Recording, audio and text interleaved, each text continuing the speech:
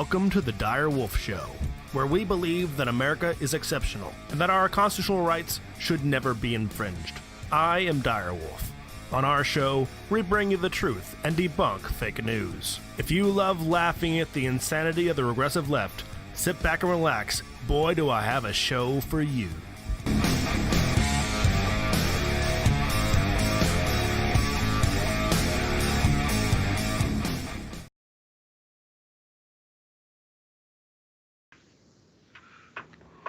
Welcome back, Wolfpack. Dire Wolf here, behind enemy lines on YouTube, where speech is not free and this truth is demonetized. Alongside me is my co-host and producer, Fox Trevize. How are you? Wow, I got the full name today. I am moving up in the world, everybody. You heard it here first. Yes. So we have a lot of news to cover. But before we get there, I want to thank every last one of you that are supporting the channel. Those who do it financially, thank you very much for helping support the channel. You can do so using the Streamlabs link below, as well as you can drop us some lemons or bits or whatever service you're watching us on right now. I'm sure they have some sort of way you can donate money. We appreciate it all. Also, thank you very much for the pumpkin there, Thundra Arcane. Also, I believe that G-Boy Fox dropped a lemon earlier, so thank you very much for that as well. Hello, pumpkin is the new ice cream, I hear. Yes. Also, if you don't donate to us financially, you can still support us a lot by liking and sharing, because you know that YouTube and other services are doing nothing to help get the word of Dire Wolf Media out there. If you want to help us grow, please take some time. Click share, put it on your Twitters, your Facebooks, whatever. We are not getting any new followers from anybody but you. This channel exists only because of you, and we love you guys for it. But if you want to keep it growing, keep it going. You guys are responsible for sharing and liking and subscribing. But mostly the sharing. That is the only way that we're going to get out there. We don't have an algorithm. We have you guys. Exactly. We have a division of labor. You guys do the sharing. We do the news. Yes. First up in the news, by the way, I hear that Trump came out in support of oxygen, and shortly thereafter, 90% of the mainstream media have died from asphyxiation. That is fantastic news. Yes, absolutely praising that news. Actually, our real story today is about the death of al-Baghdadi. Yay! By Trump. Woo! And yes, absolutely great news. That guy was a horrible person. I wouldn't call him a person. He's more of an animal. He's like a sniveling coward of an animal. Not a dog, because dogs are good. He died like a dog, but not a dog, because dogs are awesome. Exactly. He is responsible for the mass murder and raping of many, many people. Many of them it was Muslim. an austere raping, though. Right. He raped them austerely, which, in case you guys don't know what austere means, which I had to look it up. Everybody pretended like they knew what austere meant. I knew I didn't, so I looked it up. And austere means severe. Yes, so he is a severe scholar. No, so he's a radical jihadist who supported one of the most violent and radical versions of Islam, where not only was he at odds with anyone who wasn't a believer, and he believed that they should die or be subjugated, and that he believed that anyone who was say female non-believer, that they are free to be sexually abused. It is not a crime. He also had a radical beliefs towards how he treated other Muslims that weren't Muslim enough for him. His people, his caliphate, ISIS, killed lots of other Muslims. They are some of the worst people on earth. So because of that, it's a bit of surprise that people like the Washington Post came out in support of them. Yes. Also Bloomberg. Yes. So we'll pull up some tweets here. So as we were just saying, we had a wonderful weekend where Trump destroyed this guy. Actually, it was the U.S. military, but Trump authorized it. Right. And let's take a look at how the media decided to cover this awesome event. Let's see here. So from Bloomberg Politics, which Bloomberg is that's Mayor Bloomberg who's thinking about running for president, isn't it? Isn't that Yeah. Yeah. So Islamic State leader Abu Bakr al-Baghdadi transformed himself from a little-known teacher of Quranic recitations into the self-proclaimed ruler of an entity that covered swaths of Syria and Iraq. Man, that sounds like a really cool, like, startup story. Man, he must have been, like, a really awesome guy. That sounds like, man, I almost want to read, like, a book about him. He sounds cool. Yeah, this sounds like a puff piece to puff up a murdering rapist terrorist. What kind of people would want to paint a positive picture of such a person? Maybe someone who's also a terrible person. I love the I didn't notice that before, but the bottom has a clip from the actual article. So reading that again, the title is Islamic State leader Abu Bakr transformed himself from a little-known teacher of Quranic recitations into the self-proclaimed ruler of an entity that covered swaths of Syria and Iraq. Very, very nice and flowery. And then the actual article at the bottom, the clip that it says, is, who was Islamic State leader Abu Bakr? Islamic State leader Abu Bakr was killed by U.S. military operations in northern Syria, and he led a terrorist group that slaughtered thousands during a fearsome, I'm guessing that's rain. That's a little bit at odds with the title there. Yeah, a bit at odds there. By the way, his beard actually is white. Those are shit stains. Moving on. Yes. So the Washington Post caught a lot of flack, and deservedly so, for this article they published. They said, Abu Bakr al-Baghdadi, austere religious scholar at helm of Islamic State, dies at 48.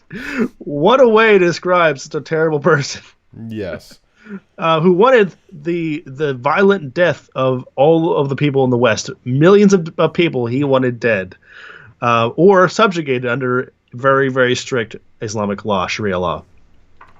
That's not a good person.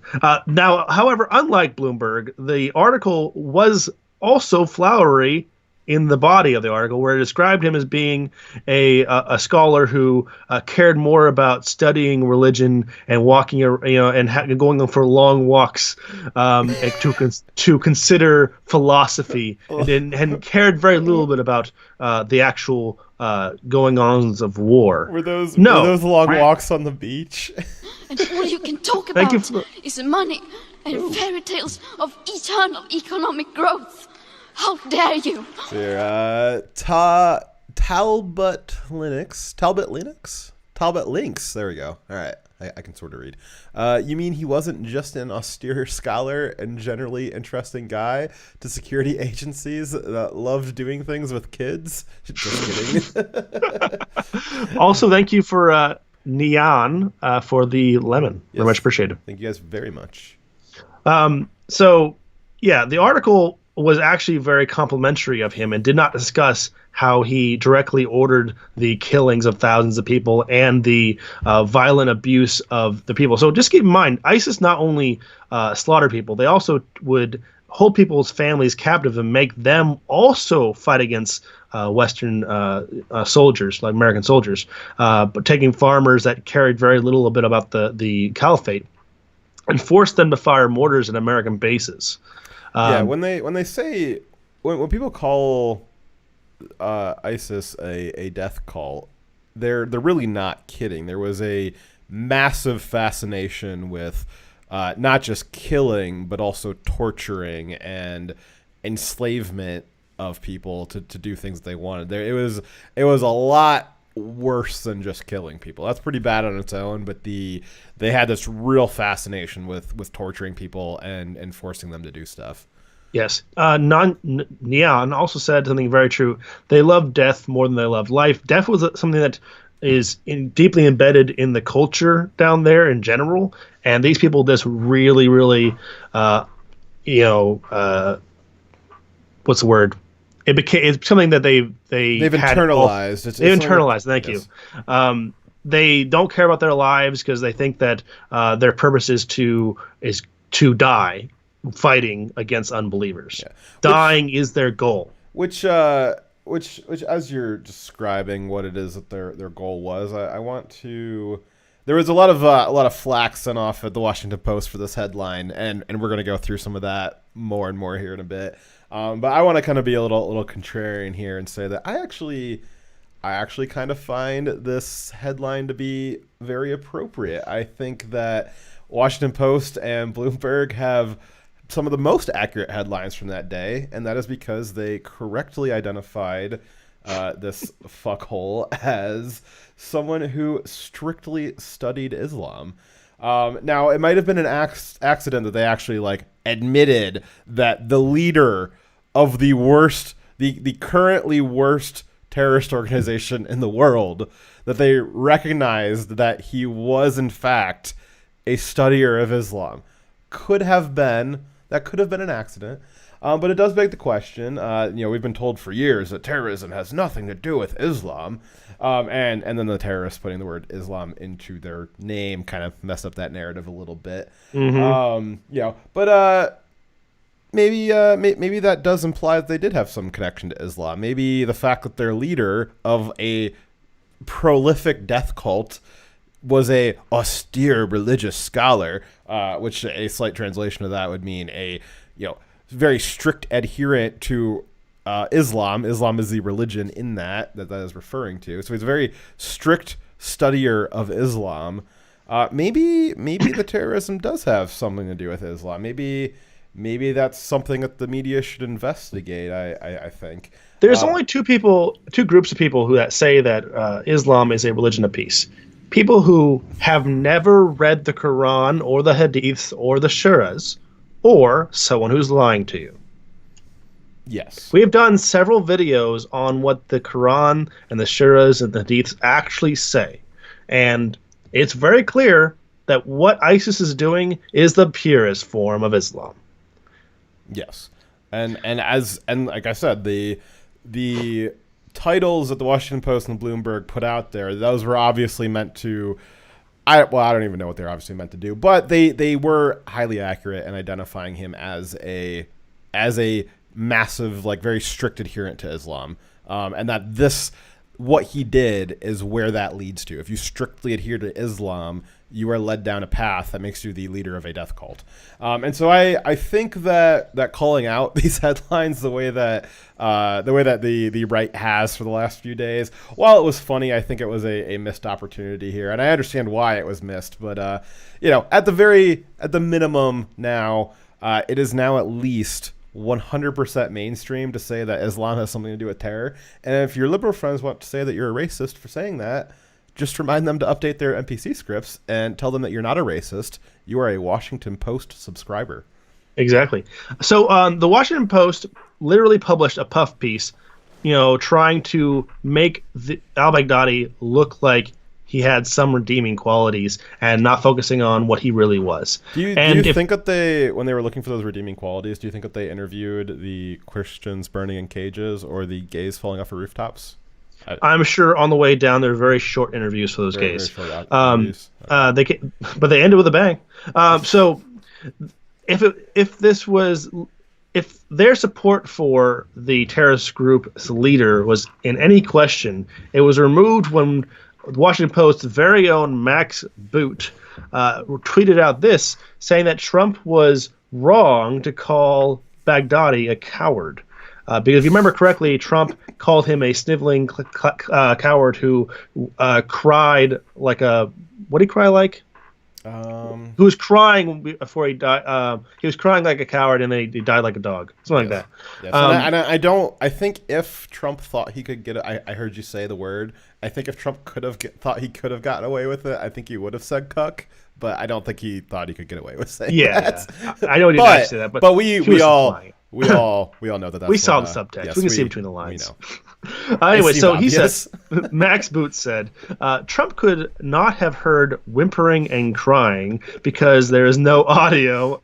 There's no audio on the video. And Esper and Miley refused to confirm these details.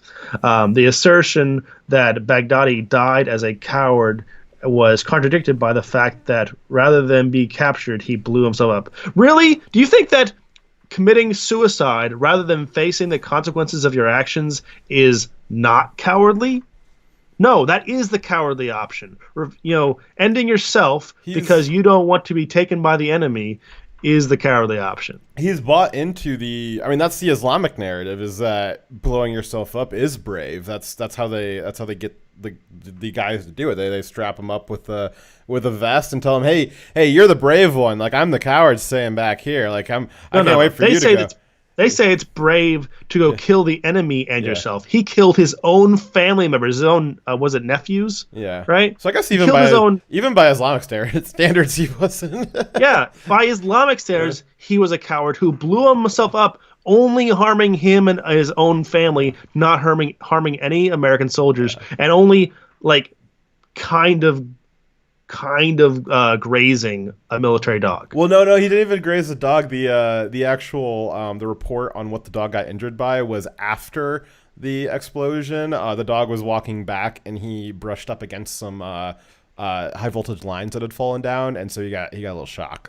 He didn't hurt the dog. Yeah, so he didn't actually hurt the dog. The dog just got some scrapes during exfiltration, which that'll happen. But it wasn't actually during the incident apparently. But I want to go back to what I was saying was the idea that this is a brave way to go out. That is part of the Islamic narrative, and this Max Boot guy has bought into that hook, line, and sinker. And this kind of goes into that idea of not all cultures are equal, and the left just thinks it's every culture is equal. Everybody's they're equally entitled to their opinion as to what they think is brave. And so this is him virtue signaling so hard that he has decided that suicide by bomb vest in the name of your Islamic religion is brave. That's pretty woke. I don't think I could be that woke. That's pretty woke. It's also pretty woke that the Washington Post has clearly come out in support of ISIS and al-Baghdadi, and also against Trump for calling this murdering rapist terrorist a coward when he literally chose the coward's way out. So Max Boot supports al-Baghdadi. Everyone should remember that moving forward. Yes. So then this whole puff piece led to the hashtag Washington Post death notice, where they took the same format of giving a fluffy, positive spin on a horrible person and when they died, and they did it for a bunch of other people. Here's a few examples. Thanos, liberator of half of the galaxy and jewelry enthusiast, dies an unknown age. At an unknown age. Also, Adolf Hitler, a military strategist, not a very good one, I'll point out, and a civil rights leader for the German working class, dies at 56. Also chose the coward's way out. Yeah. All right. We got Jason Voorhees, hockey fan and summer camp attendee, dead at age 25, 27, 28, 29, 31, 32. I'm glad I never read that before now. I didn't know what was happening. Oh, that's great. He died a lot. Yes. Doesn't say that. Then we have, oh God, how do you say that guy's name? Sakal. Okay. Sakal, pedantic biologist who did exclusive research on sharks, dies at 42. Hans Gruber, German businessman and trader of bearer bonds, dies at age 40. Thanos, a passionate advocate of population controls to save Earth, dies at over 1,000 years. Oh, jeez. Oh, man, that guy's name, too. You picked these. I know. Gabber Singh, learned scholar of microfinance whom revolutionized rural transportation, dies at 38. Jesus Christ. Joseph Stalin, advocate for a strong working class and population control, dies at 74. R.I.P. Very similar to Thanos, just not as long lived. Jeffrey Dahmer, a connoisseur of exotic and locally sourced meats, dies at 34. Oh no. Oh jeez. All right, we got some honorable mentions here. We got Julius Caesar, 56, noted author and Egyptologist, dies surrounded by his friends. Osama bin Laden, father of 23, killed in home invasion. Ramsey Bolton, austere diplomat and animal caretaker, passed away at home surrounded by his dogs. Ship Meme Day Post puts in Emperor Palpatine, force wielder enthusiast, dies at unknown age. So your acclaimed mass transit administrator Benito Mussolini died at 61. Adolf Hitler, dedicated art enthusiast, animal rights activist, and talented orator, dies at 56. Robert Mugabe, founder of modern monetary theory, dies at 95. And then there's Jeffrey Epstein. Jeffrey Epstein, lover of children, did not commit suicide. That's true. He did not commit suicide. Some say he was murdered to to protect high-profile pedophiles. Yeah, someone might say that. Yes. So this was also much deserved. This trended against all the wishes of Twitter. I'm sure this trended, and it was much deserved flack onto the Washington Post for. The funny thing is that they had a different headline that was like more accurate as to like the violent, and they changed it. Yes, they changed it because which is interesting because the I don't remember what the first one was, but it was decently aggressive. And like it was like appropriately aggressive about what happened. It was an appropriate title, and they changed it to something more light and flowery. And the only thing I can think of. Like the reason why they would do that is somebody looked at that and was like, oh, that'll be offensive to like Muslims. We should probably change that. Which says a lot. That says a lot. Yeah, I'll bet you that they actually have someone who is Muslim, who is a social justice warrior style person working for them as a journalist, who got on them, called them racists for daring to be against terrorism and mass genocide. How dare you criticize him for his austere religious beliefs? Don't you realize that he has the right to believe whatever he wants to believe, even if it means he believes that women are property and people should be killed for not being believers? How dare you, you bigot! How dare you? And they changed it. Yeah. So and that like I was saying before. So there's I don't personally think all Muslims, but they like to say that a lot. And if they're going to say not all Muslims so much, nothing to do with Islam, when it is something this atrocious, you have to be able to call it out. Else, I might think maybe it is all. Maybe it does have something to do with it. If you cannot call out obvious evil, which this was. Which I don't know. I got the rest of our slides here are mostly about how the mainstream media is like mentally deficient in like all areas. So maybe they really don't understand it. But if you can't understand that this was evil and call it out for what it is, if you feel the need to put some varnish on it and lighten it up and make it more flowery, that's an issue. Yeah. So the next slide is just kind of show you how the Washington Post, the contrast, how they treated the Covington kids, where they called them homegrown terrorists, just for standing there and smiling while a guy slams a drum in their face, right? They did nothing, and just because they were white with and wearing a MAGA hat, they were homegrown terrorists, whereas al-Baghdadi is an austere religious scholar. Look... Nicholas Sandmann didn't kill anyone. He didn't lead a death cult. He didn't encourage the mass rape of people. He didn't do any of those things. But the pieces that described him worse than they described the worst terrorist leader of our age. That says something about the Washington Post. They have zero credibility. Wait, Sandmann didn't kill anybody? I thought he brutally murdered Nathan Phillips in the streets. That didn't happen? Well, he's not a person. Oh, okay. Well, that makes sense. There you go. Alrighty.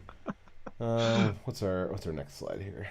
So our next story Next related story is Is this actually a video, or is this just a picture of a video? Oh, that's a picture of a video, not actually a video. Gotcha. You clickbaited me. How dare you? I've been bamboozled. So people, of course, the mainstream media can't give Trump a win. Everything they report has to some way be an attack against Trump because there needs to be a constant drumbeat against Trump. Orange man bad. Jinx. So because of that, okay, there's a good press. Is money and fairy tales of eternal economic growth. How dare you? Dr. Moreau, avid animal rights activist, died in his home surrounded by his children. Oh, that's so sweet. Oh. Thank you very much, Talbot Links. There you go. Hopefully, I'm pronouncing thank you very much. So because of that, there's him killing the terrorist leader al-Baghdadi is a good story. They had to somehow make that a negative thing. So they attacked how Trump described him being a coward and crying and whimpering and blowing himself up like a coward. They attacked him for his harsh language of how he described the terrorists, as if they are offended on behalf of the terrorists. And they said things like, "Oh, that's going to encourage more terrorism." No, actually, it's quite the opposite. So one reason how the ISIS recruits is they create these mythologies about their leaders and how untouchable they are and how hard they are to kill, and then that leader just hides in a hole for years and years and doesn't actually do anything much other than give some instructions out to the people who actually die for him, right? And them staying alive is a recruiting tool saying, look how our leaders are protected by God, and even the West with all the technology, they can't kill them. So, and they build them up as being strong, brave men fighting a war when they're really just hiding in a hole, right? So Trump is helping fight that narrative that they use to recruit by pointing out how much of a cowardly little bitch he actually was. Yes. And that is to discourage people from wanting to follow someone like that. Absolutely. So no, what Trump was doing was actually fighting how they recruit, not helping them recruit.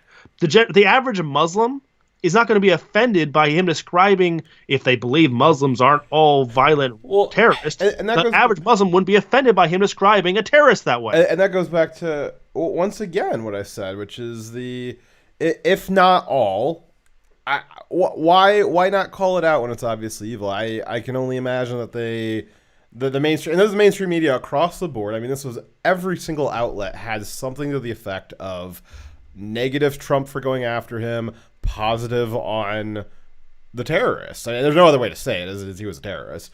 And it's positive on the terrorists. And the only reason I can think of that they would do that, other than Orange Man Bad, is they must really think all Muslims were supportive of ISIS, of the rapes, the murders, the enslavement, the torture, that every Muslim everywhere was a fan of that, and that they can't, if they were to call that out, then they'd be offending Muslims everywhere.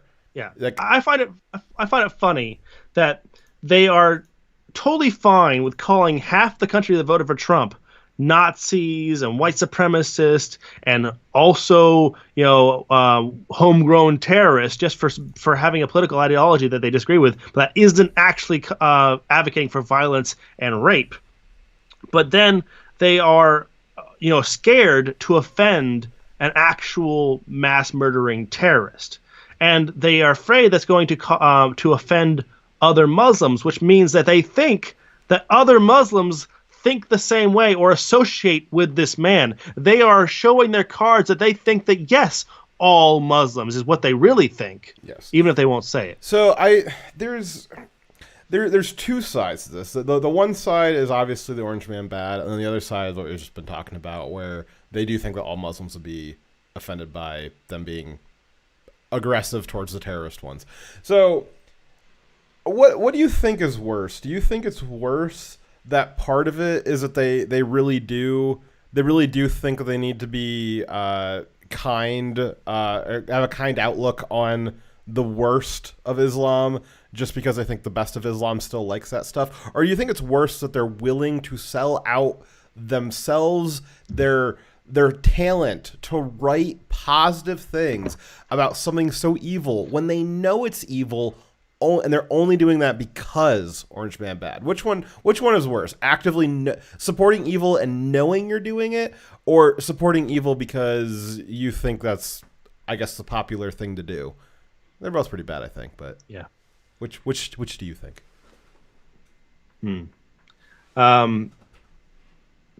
Both bad. Okay. The next slide, says that creating a spectacle around Baghdadi's death, Trump departs from Obama's more measured tone on bin Laden.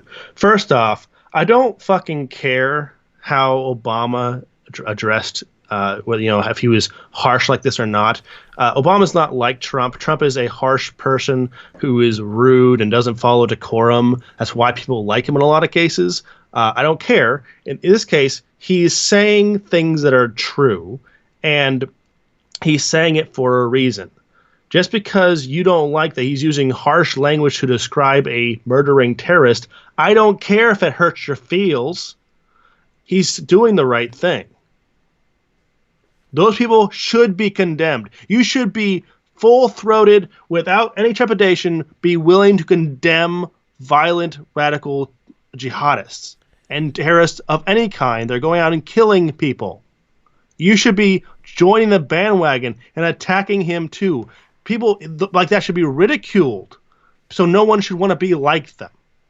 Yeah, it's so weird. You've got because I almost think of this as this has some of its origins in kind of the snowflake culture, where they don't want to hear, any kind of bad vibes or anything like that, and it's to the point where they can't even tolerate seeing the bad vibes go towards the actual evil people. But on the flip side of that is they're perfectly fine with the, deplatforming, smearing, destroying of character of a, black forklift driver for making a CNN meme. But Trump was talking too strongly about the terrorist guy that killed all the people. Like that's too strong. You gotta calm that down a little bit. But they don't have any problem with that King guy raised all that money for the kids. Like, he's a racist because he made a tweet 7 years ago. Meanwhile, this other guy, murdered and tortured tens of thousands of people. Probably up into the hundreds of thousands. And Trump says he died like a dog. Like, whoa, man, that's too far. That's too far. Some people you should want to offend, right? If you're gonna offend anybody, the people you should probably be offending, the people that you should not like you, are the murdering terrorists. Those are the people that you should be willing to offend. Now, David Duff says that they know that the Republicans aren't going to turn up and blow up their offices. Yeah, you know what? It's hard to address the violence of a group if you pretend that group is not violent. Yes. Pretty hard if you are living a delusion and ignoring the problem to fix the problem. Next slide. They went on to criticize this picture of the Situation Room with all of Trump and his not his cabinet, but the people that are on hand during the raid. And they were saying how there's a big difference between this picture and the picture of Obama. So let's go on to the next slide. They said that one more slide down. Sorry, we'll come back to this one. They said that this one here showed a difference in mentality between Obama and Trump, whereas Trump's Situation Room showed the camera on him, and everyone is looking like very clean and like staged looking, and people are like, oh, this is a staged one. Trump's not being authentic. He's all about him. It's all about projecting the image of power and not focusing on the task at hand. And then Obama here, he got brought in from the golf course because he wasn't aware that the thing was going off. They called him in last minute, and this room has got coffee cups. Everyone's staring at the screens. They're like, this is a picture showing true professionals just doing their jobs. And this wasn't staged. This is authentic. My first point is it is staged. They put a jacket over his golf attire to cover up the fact that that's what he's wearing. He wasn't wearing official uniform. But most things in the government and military, especially pictures taken inside the White House, they're done by professional photographers who do stage the events. So as much as I'm just going to clean this up real quick and have you all look at the camera and take a professional photo of what's going on for the history books, right?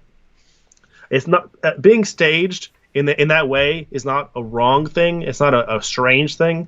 It's not like the whole picture was put together just to fake like they were at the Situation Room. The only staging was they had everyone stop what they're doing and take a look at the camera, right? Yeah. Let's go back to that one where they're criticizing the anomalies.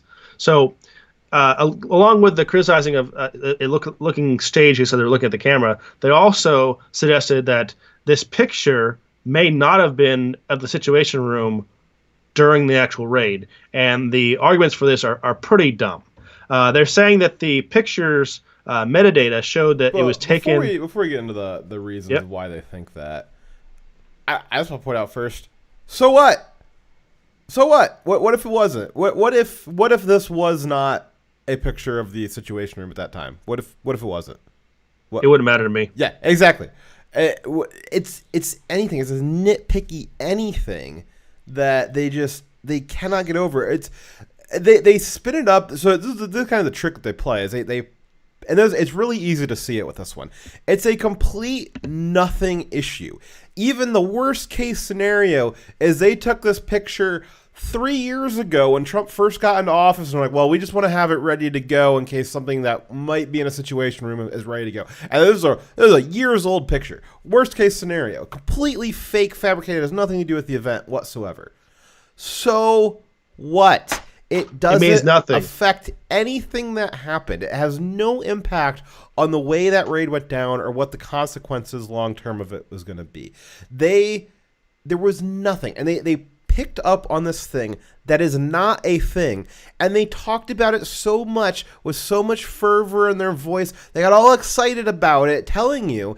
And the trick is that people just think, oh, well, this must be if they're making such a big deal about it, it must be a big deal. And so they can take something that's nothing and they can put it into people's head that it is a big deal just by making a big deal of it themselves. And then people are like, oh man, can you believe Trump staged that photo? And they're like, yeah. And they're like, both of them in their heads are like, I don't really know why that's bad, but I was told it was supposed to be bad. So I'm going to be, angry and excited about it. It's just this narrative. And so it's very easy to see it with this particular instance, but they do that with all kinds of things, like Russia, for instance. Very, very, very similar, where they took nothing and they just talked about it over and over and over again. Yeah.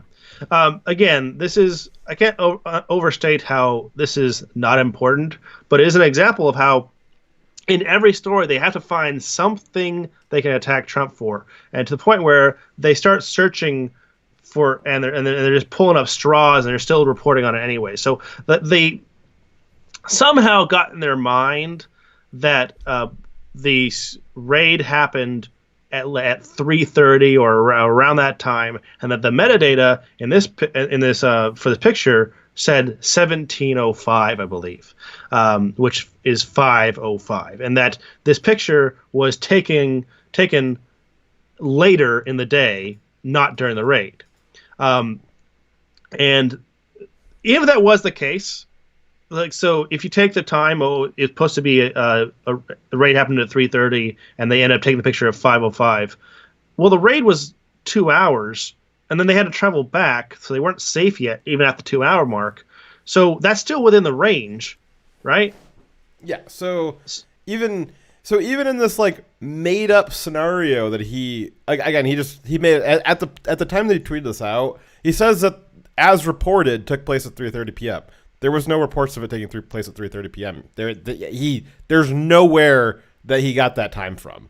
But a lot of people were calling about that time, but it was not reported anywhere other than people just saying, "Oh, it was reported," but there was no original source for that. So even in his imaginary fantasy land where he's had this raid start at 3:30 p.m., which is 15:30 military time, 1705 is only about an hour and a half after that. So in his own fantasy land, this raid must have just taken like a couple of minutes. Like it was done and over with real quick.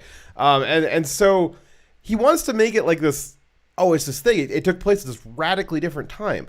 But even in the made-up time that he made, it doesn't fit that narrative. So if you want to make something up, at least have your data points at least coherent. He had, over the space of a tweet, 240 characters, and he couldn't keep that many facts straight that they don't line up into a thing that makes what he said make any sense at all.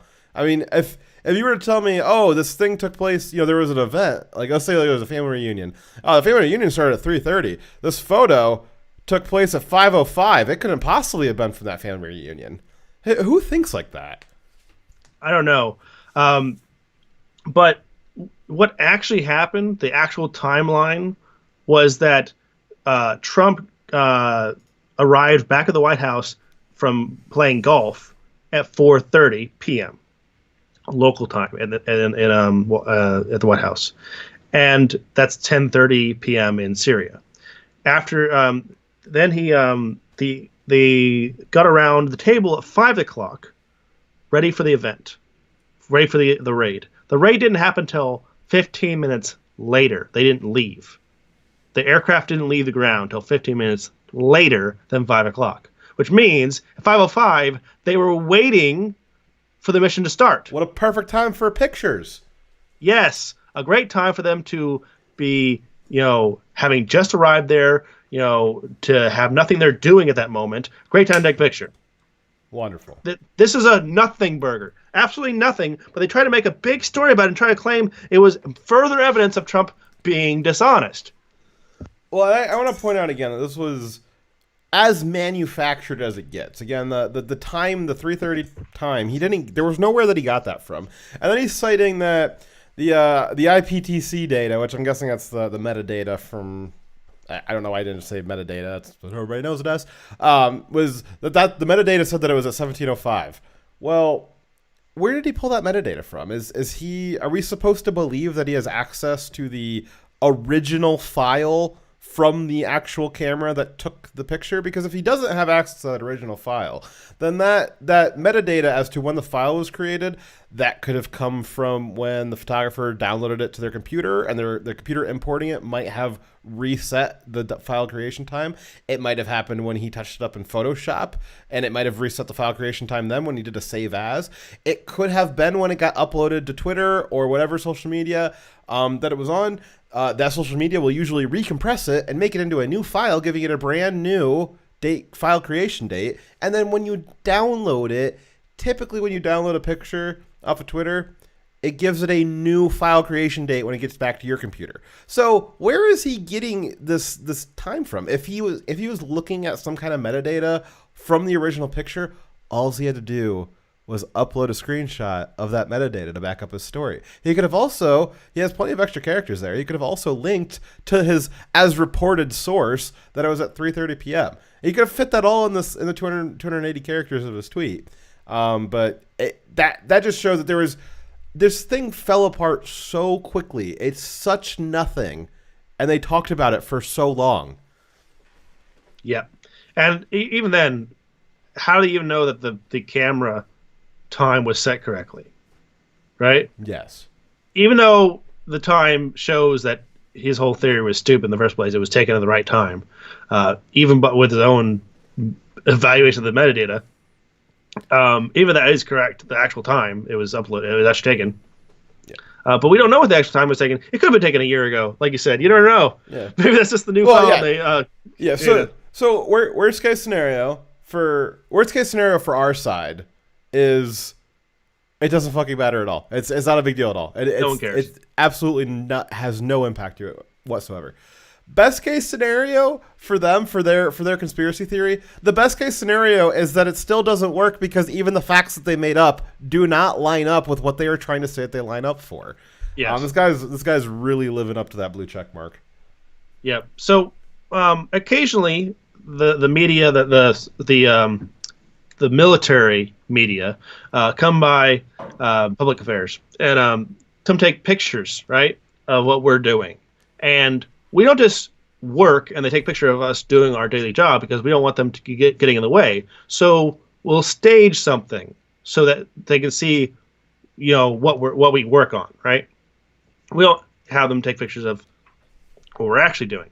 That's not being dishonest. It's just giving a good picture opportunity so that the people who are viewing it can have a good representation of what we're doing, right? A cleaner representation of what we're doing. That's their job. It sounds like the entire U.S. military is a conspiracy theory. Then you guys, I bet you guys don't even exist. That's what I'm hearing. There is no real pictures of the U.S. military at work. I don't think that they even exist, guys. Breaking live on Direwolf Media, the military does not exist. Well, you had to find out somehow. Yes. All right, so this is the whole stage photo thing is stupid. Let's move on to the next controversy they had. God. So we have this doggo here, right? No, we're not wrong one. Sorry, we're on the killing of Baghdadi is a win for Trump, but needed win Trump needed, but the credit could be fleeting. So I just want to point out that the Washington Post and a lot of other of the left wing articles or media companies put out articles talking about how this is a political victory for Trump and how it's not going to mean anything for impeachment. It's just a distraction from impeachment. So their focus with this event from the very beginning wasn't good that a terrorist leader was taken out. Their focus was what is going to be the political ramifications from this, and how can we benefit from it? That is their focus. They don't care about the reality of the effect of our politics and our actions on our country and on the world. They don't care about the people who are actually starving or lose their jobs in a bad economy. They think that, bad economy means that more people are likely to vote against Trump. They only care about the political ramifications of a situation, not actually what happened when they're reporting. They've done some pretty sick stuff before for the sake of politics. I mean, you've got calling for recessions and continuing to talk about it, which everybody knows could potentially trigger a recession if you talk about it enough. Talking about other stuff, it's like, we'd kind of rather the American people suffer so that they feel like voting for Democrats. But this one really takes the cake, that they are at the point where they would rather the literal terrorists win for the sake of gaining power. Yeah. They don't care about how it affects people. They just want the political win. So that should be no surprise. That's what the entire impeachment thing. The impeachment is not because Trump's done a crime. It's them trying to unseat him for political reasons. That's it. Let's move on to the next part. This is my favorite part of the whole situation. The best part is the goodest boy dog. He's the goodest boy or girl dog out there. Is there a dog? His or her name is Conan, so I think it's a boy. But everyone's been calling me out for that. They in the debriefing they said he, so I'm gonna go with it's a boy then. Whatever. He is the most happy jazz dog ever. He's such a good boy. This is a picture Trump giving the Medal of Honor. The Medal of Honor to Conan. And we can tell by the by portions that this is definitely a real photo. Yes, it's absolutely, this really, really happened, guys, for sure. Yeah. So someone, I forget who, actually released a picture of the dog and saying this is the dog that helped in the Baghdadi raid and led to him killing himself. And so everyone was super happy and praising this doggo. He's a good doggo who kills terrorists. And the Daily Wire posted a meme of this meme here of the doggo getting the medal, the Medal of Honor. And the media even took this happy meme that's just, about a happy dog. Good-natured, good fun. Good fun. Yeah, I want to... Well, before you continue on here real quick, I do want to jump back to what you just said about when they released the picture. Trump, I believe he declassified it and released the picture of it. So the whole point of this is, while the mainstream media was losing themselves over trying to defend the honor of a terrorist, the American people, by and large, were extremely happy about what had happened. It was very rah rally around the flag moment. We were, by and large, as a population, we were very excited about this. And there's, for obvious reasons, we can't release the names or pictures of the soldiers. Maybe in a few years from now, but right now you can't do that. They'd be in far too much danger to have their identities. All you can talk about is money and fairy tales. Thank you very much for the dollar. Talbot Links. There we go. Thank you. There's no way that we can actually figure out who the heroic men and women were that did that. Not for a while. It's going to stay classified so they can stay protected. But this dog was one thing that they were able to release. And so, because we have no other face for this thing, we know there was a bunch of brave men and women there that were doing stuff, but we have no face for it. We got this face. We got this cute, adorable, happy-go-lucky Conan face. Murder face. Yes, rah. Murder dog. He's so cute. Murder dog. But we got this face. We got kind of an avatar for everything that is the bravery that went into killing that piece of scum shitbag. And so everybody has just been loving on this dog. It's been the place where we can focus all of that admiration and happiness and excitement is on this dog. So this dog is the internet. I know, as you guys all know, everybody here is with us today. You guys are all internet goers, so you've seen it. But, the internet has absolutely fallen in love with this dog. He's America's dog. We all love him. And this, so that's why the Daily Wire obviously have been memeing on this. But this is just great. It's what we all would want to happen, is that this dog being the avatar for all the bravery over there, we want that to be rewarded. And this is a cute, adorable, very meaningful way of doing that, is that we would love to see this guy, the face of all of that, getting the Medal of Honor, and for Trump to give it to him. Yes. And the thing about this meme is, it's not politically charged. It's not attacking the left. It's good-natured. Yeah. It's wholesome. It's a good message. It's praising a dog and using it as an avatar for all the soldiers that helped do something really good for our country and the world. And the left could, even this, they had to try to soil it. They had to attack it because it could in some way be positive for Trump, and Trump was somehow attached to it. So this dog and this meme had to also be bad and had to be destroyed. Let's take a look at the Daily Wire, Ben Shapiro reporting on what happened with this picture. Alrighty. Social media team. The Daily Wire social media team. They put out a meme.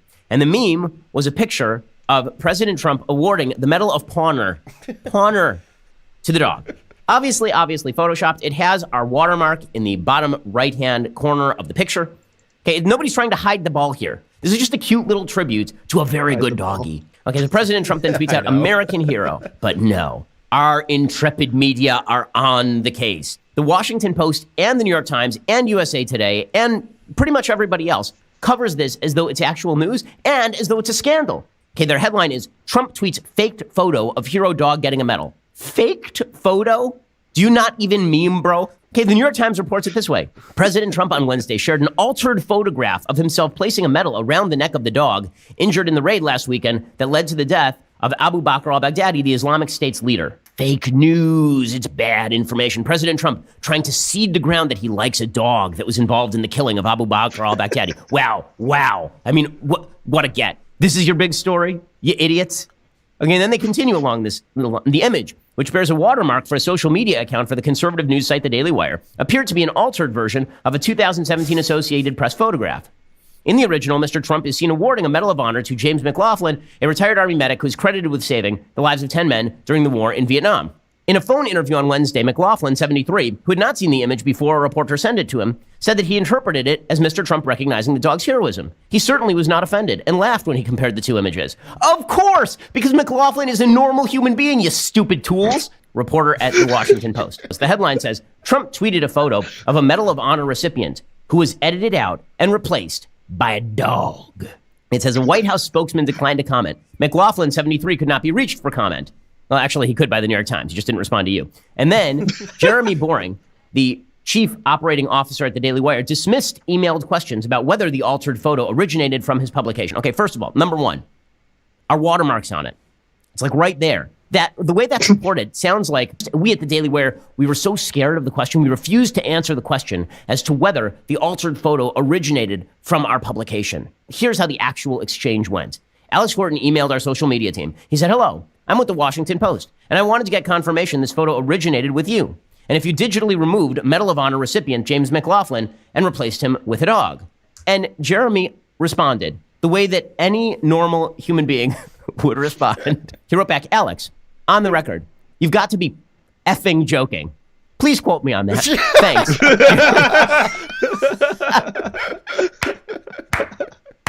You're fact-checking whether a photo of a dog being awarded the Medal of Honor is real. You're expending reporter dollars on this stuff. What?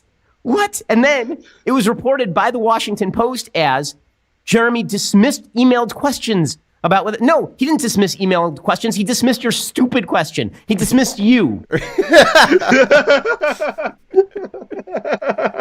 Jesus. Oh my God. Can you imagine someone got paid money to fact check a meme? Well, I like how it appears to be photoshopped. No fucking shit. Jesus Christ. Of course it is. Like, watermark on it, and they're asking if this originated with you.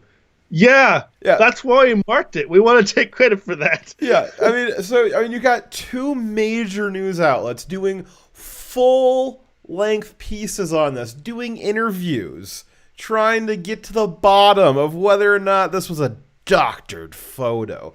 We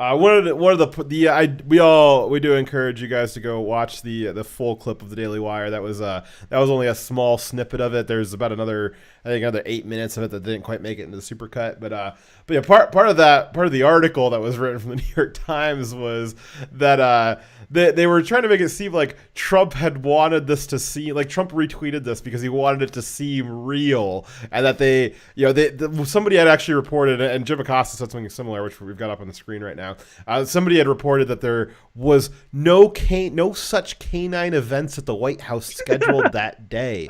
Wow, guys, like real serious fact check. I'm so glad that you guys fact checked that, and it's a good thing you guys informed Trump of that too, because he probably didn't realize that he hadn't given the Medal of Honor to a dog in the White House. Yeah, great job, Jim Acosta.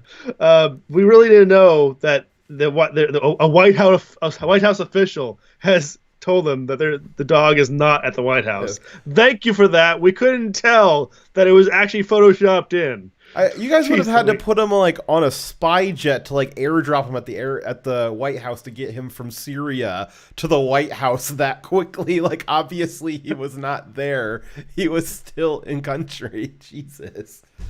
Fucking so dumb. Jeez Louise. So they're wasting their time and assets somehow they think this is dunking on Trump. They think, we just fact checked him. Nah, the dog isn't at the White House. You're wrong. Take that. You're just making yourself look stupid and petty. That's all you're doing. You're not making Trump look bad. You're making you look bad. If whatever credibility you might have had left, Jim Acosta, you're stamping on it. It's dead already, but you're just crushing it into the ground further. Yes.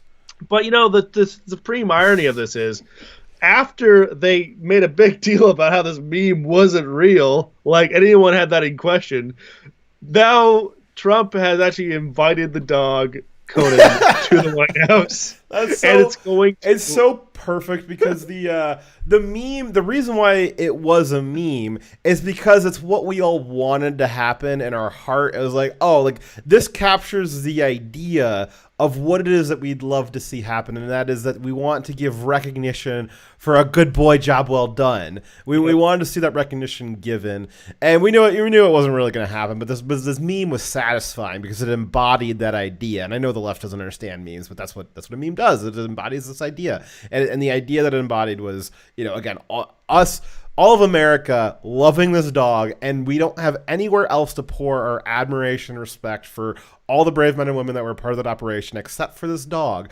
And this meme captures the realization of all of that honor being bestowed upon the dog.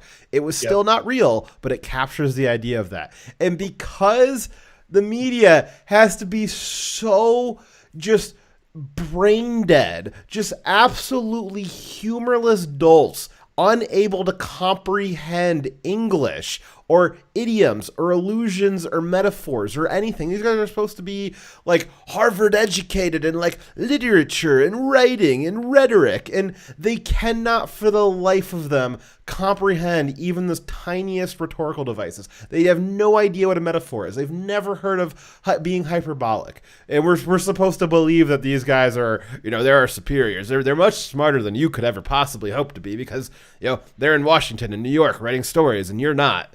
They got blue check marks. You're not nearly as smart as them. You have to be very, very smart to get a blue check mark. And so we're supposed to believe that these people who can't comprehend English are way smarter than you. One of the things with this is their understanding of how memes work, how this worked, taking it so literally that they had to go fact check it. That's the kind of thing that would happen if English wasn't your first language. Nothing against people who English isn't their first language, but by and large, the American media, English is supposed to be their first language. And the reason why I say that is because people who are new to English, especially people who are not only new to English but also new to Western culture, they regularly have no idea how to interpret metaphors or idioms or things that require a cultural context. And that's understandable when you're a foreigner and you have no idea, like you're coming to this culture and you want to understand, but it just doesn't, you don't have any reference points to understand it. Presumably these people, a lot of them in the media, not all of them, but enough of them, especially the ones that were writing some of these stories like Jim Acosta, have lived in America and spoken English their entire life. And they are interpreting this the way that somebody who was swept up out of the Amazon and plopped in the middle of New York City, they're interpreting it the same way that one of those people would do it. There's absolutely no ability to relate it to anything in their life historically. They're just, it's completely new information to them. I'm just going to take this completely seriously. And I'm very, very smart for doing so. And I'm going to take it very seriously, and you should take me very seriously. So Trump has been very adept at taking things that the media get upset about and profiting off of it and using that thing to mock them, such as Sharpie Gate. He started selling Sharpies only because the media freaked out about him sharpieing something on a map. If Trump sells murder puppies, I'm going to buy one. So Trump's not going to start selling murder puppies, but I'll bet you he does something along the lines of giving that dog a medal. Yes, when the dog goes to the White House. I bet you he does. I really hope it to him. I really hope that they, because you can't, like, you actually, like, I really don't think you can. I don't think it would be appropriate to give an actual Medal of Honor to a dog, but they could give a Medal of Honor. They could replicate that medal, and Trump could give it to the dog, and wouldn't that just be the most amazing thing? Is a nearly duplicated picture, but in reality, that would be the most fantastic thing. And then you know what they need to do? Once Trump does that, he recreates the picture basically by putting the honor on. They need to Photoshop it and put the original guy's face on it. Put Jim Acosta's face on it, Jesus. Jim Acosta. So the meme is becoming reality. Somebody in chat. So yeah, triumvirate. Yeah, the meme's becoming reality, and I can't wait to see it. I will certainly try to watch that live, and we'll bring you coverage. Direwolf Media will bring you coverage of the dog Medal of Honor ceremony. Giving a medal to a dog is not unheard of, by the way. They have given combat medals to dogs before. Yeah. Well, that was actually one of the things that so this picture, obviously this was a Photoshop picture where they digitally removed the other guy. The other guy that was originally in this picture was a Vietnam vet, and that's who the New York Times called to harass about this picture about the dog. But one of the things that he was saying in his article, when they were talking to him and trying to get his his take on how they don't understand human things. He was explaining to them, well, actually, you know, it is very respectful to like treat dogs like that. Like the military working dogs are very important. Like they're very brave. Like they do all this stuff to help us, and they are absolutely valuable, important, respected members of the team. And he was explaining all this stuff to them, and they're like, oh yes, like tell us more about your human ways. We don't understand. So those dogs, I have so much respect for them because they live their entire lives, right, training to do something for humans that really doesn't benefit them much at all. They don't understand. They're just doing it for us, right, to serve us. And then just one normal mission where they get injured can end their career. And it's not like for the human where, like, okay, we get an injured soldier, he can go back to fighting later on, or he can retire and go, you know, keep on living his life. These dogs, once they get injured, generally they're too injured or too gun shy now, too afraid of explosions now, because that one explosion that hurt them is going to cause them to hesitate, right? Yeah. You can't have the dog hesitate. If the dog hesitates, it's a danger to the dog and to the team. So now the dog gets forcibly retired after only serving for a small amount of time, and it no longer can do what its life purpose was. Imagine you had one purpose your entire life, and it's taken away from you, and then that's hard on the dog, right? They live as pets, but they're living as pets. They're not getting to do what their purpose was. So I feel bad for those dogs, and a lot of them die or have terrible injuries after service as well. So thank you very much. And they do it with no personal benefit. Yeah, thank you very much for the Lemon G-Boy Fox, and thank you for the Pumpkin Triumvirate. And Triumvirate is reminding us that he gave to the charity stream we did a few months ago for military dogs, and he's very excited to say that he helped fund the dogs. He helped kill the head of ISIS. Yes, you did. You are just as good a boy as this Wood Boy was. So we thank you guys very much for. Maybe we'll do something like that again coming up here, because dogs are hot on the topic right now. So it's very possible that the dogs. Well, it wouldn't be the dogs that were given that were deployed at the time I was deployed, but the place I was at may have been where they sourced the dogs from. Actually, this dog could have eaten a treat that you bought. How about that? That's a very real possibility, actually. That's right. Good boy. Such a good boy. As you guys can see on screen here, this part of the internet had just fallen in love with the dog and decided to put him everywhere, which I'm sure will absolutely paralyze the Washington Post and New York Times as they go around trying to fact check all these. One of my favorite ones is down at the bottom right corner where the dog is now putting the Medal of Honor onto Trump. And then the one where Trump's entire cabinet is the dog. I love that. They should clone this dog. In 5 years, every single military dog should be a clone of this dog. Everybody loves this dog. And then the one up at the top right is obviously Trump riding Conan into space battle with the Death Star, and I believe that is a Borg cube. Borg cube, yep. Yeah, so obviously that happened.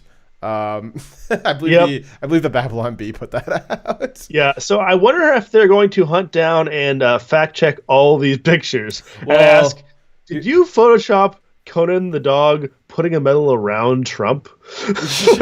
Nope, that really happened. Then here's my favorite one. Direwolf Media, did you Photoshop that dog over your host's head?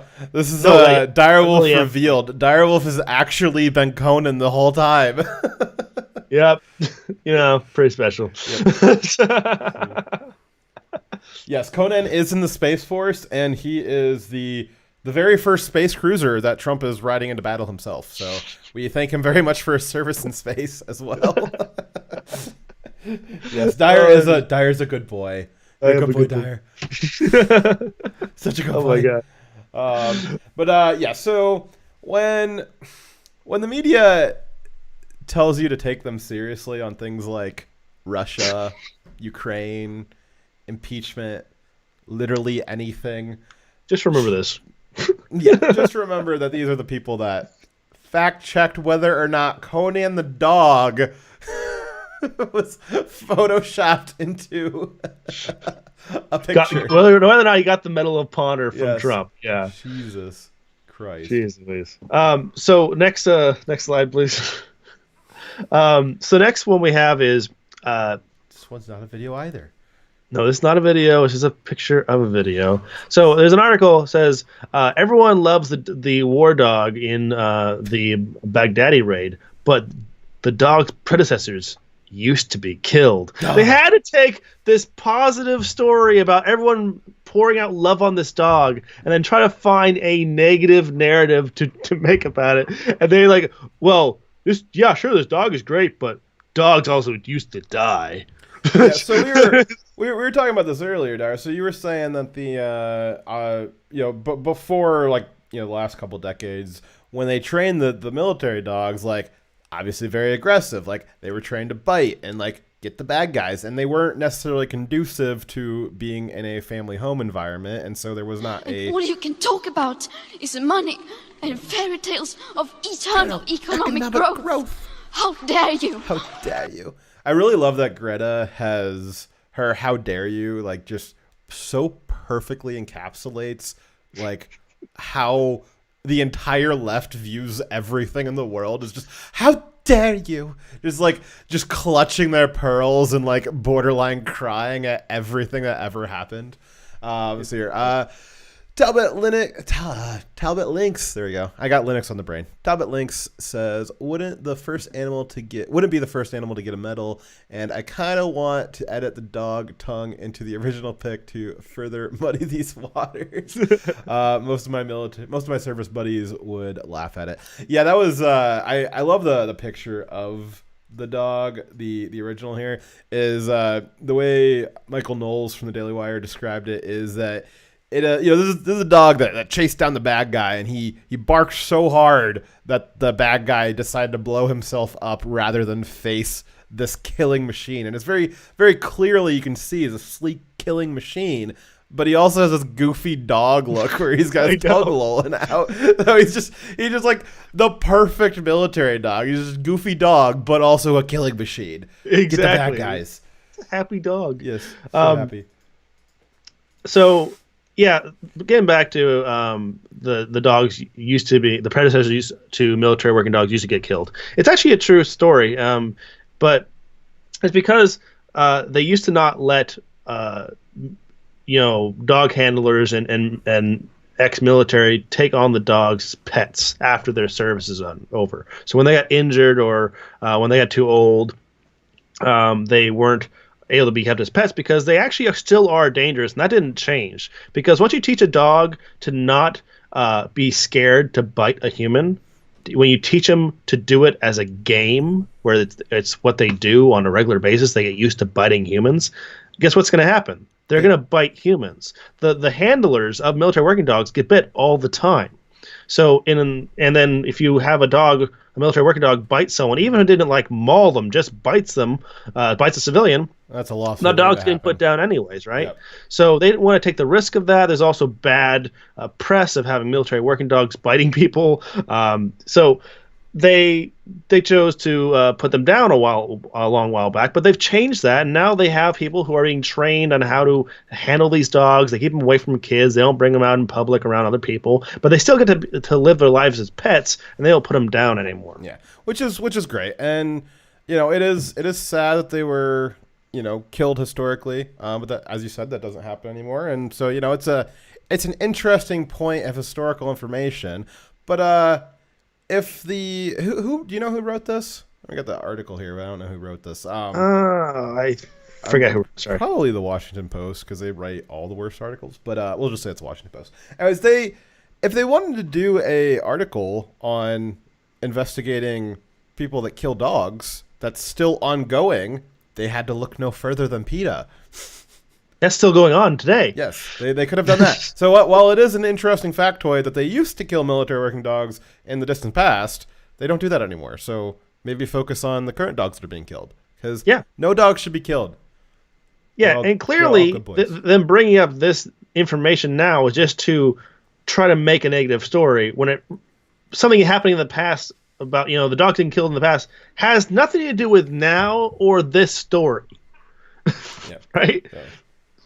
So Triumvirate that wants is to a know completely unimportant data point. Triumvirate wants to know if next time we can train an attack piglet, because I think it's not a terrible idea, and maybe instead of a piglet, perhaps like 30 to 50 wild hogs, but that would have a similar effect to the dog. So one of the other kind of subtext to the dog being made such a big deal is, as with Trump using a lot of denigrating language, calling him a crying coward in a hole, like a rat dying like a dog. That was to kind of that language was meant to describe to all the rest of the terrorists what a little pussy bitch piece of shit their leader was, and make them not feel like, oh, this is a great idea because it's cool. Like, make them realize that maybe it's not so cool.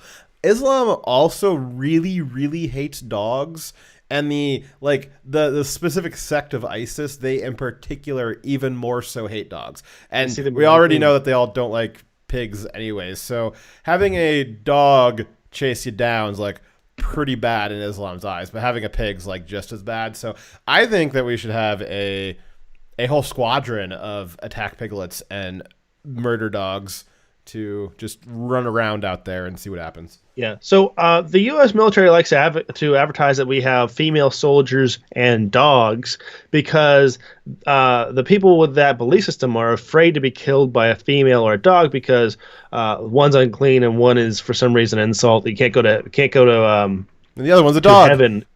You can't go to heaven if you're killed by a female. And I think there's some stipulation about being killed by a dog too. That's just being seen as bad. So that scares people. It's a psychological warfare, right? Yes. So just for the same reason why Israel advertises that a lot of their pilots are female, because that means that the Muslims are afraid of being hit by bombs even more because they're not afraid of death. Because they think when they die fighting the infidels that whatever sins or they've committed, whatever atrocity they've committed in their life, no matter who they've raped or no matter who they killed, it's all forgiven as long as they die fighting the infidels. But if they're killed by a female, they go to hell. So that's a part of playing up the dog thing, and in the leader being killed and how the dog was involved was very much to help insult and also scare the followers of Baghdadi. I'm gonna go ahead and say it. If your culture doesn't like dogs and bacon, I don't trust you. Yeah. Now, here's my military strategy I pitched to my leaders. They didn't seem to like the idea very much. They didn't think it was they thought it was a bad joke. I said, why don't we just genetically engineer super boars? Strong, like you only need 30 to 50 of them. Human-sized or bigger, are you talking about gigantic a man boars. bear pig? And then fill them with lots of adrenaline and steroids, and then airdrop them. Just really angry, hungry boars, and just airdrop them all over the Middle East and let nature take its course. Are you gonna put some parachutes on them? Yes. Okay. I was gonna say maybe that was why they didn't like your plan. There's a small hole in it. Well, I'm okay with either way. If you just make biological bombs, some other pound. You go through all this effort to bioengineer the perfect thing, and you just use it to just drop it and kill it and have it explode. You could just make it really fat. Maybe that's why they didn't like your plan, Dyer. Did you consider that? Maybe you should go back to the drawing board and repitch that. Okay. How about, since we gotta get rid of the cows anyways, because apparently they're killing the earth, yes. Always just drop cows all over their cities. Jesus Christ. So that was the media losing its mind. When you find yourself on the side of terrorists and hating dogs, you should maybe take a step back and figure out how it is that you got there. Yeah. They're driven by nothing but hatred of Trump, and because of that they have no principles, no nothing they actually believe in. They believe in nothing other than opposing Trump, and because of that, if Trump were to come out in support of oxygen, they would suffocate themselves. They said he comes out in opposed to terrorism and evil people, and they're like, well, we got to defend those people because Trump is supporting them. They've got themselves trapped in this weird ideology where they are supporting evil things just to spite Trump. Well, it's collapsing, right? So like they have, and we've known for a long time the left has held very contradictory positions, but they've, up until recently, those contradictory positions were far enough apart that they were able to maintain them without them clashing too hard. And in the last few years, especially on like the social justice issues where you've got your different victim groups have started to clash pretty hard and are only clashing harder.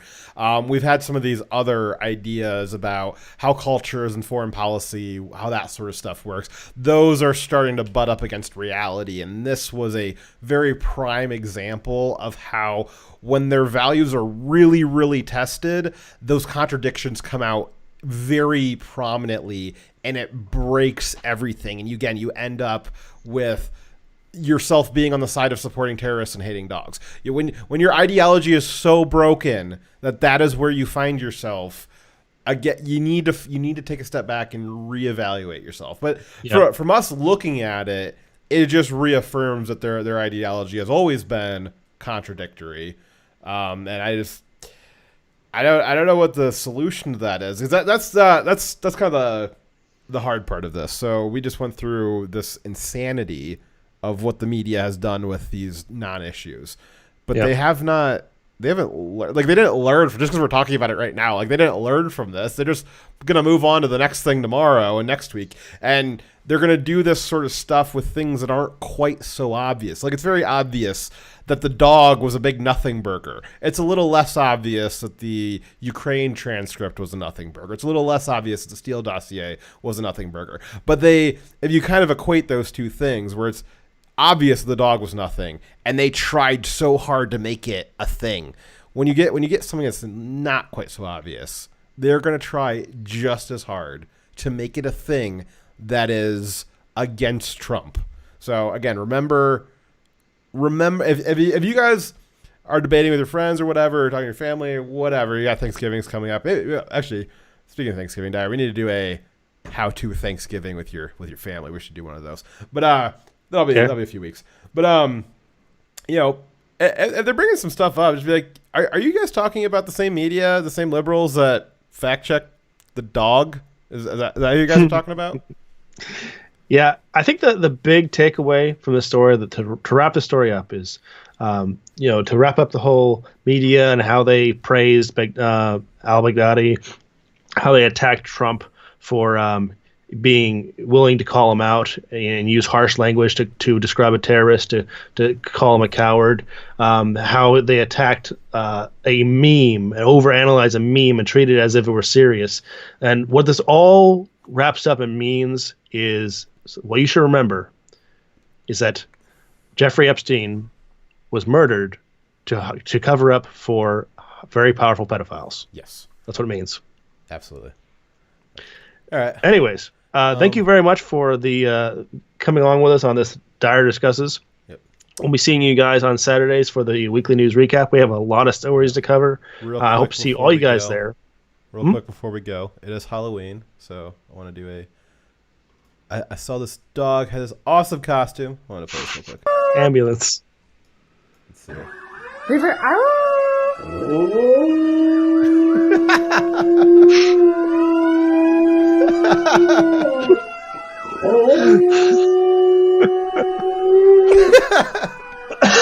That's great.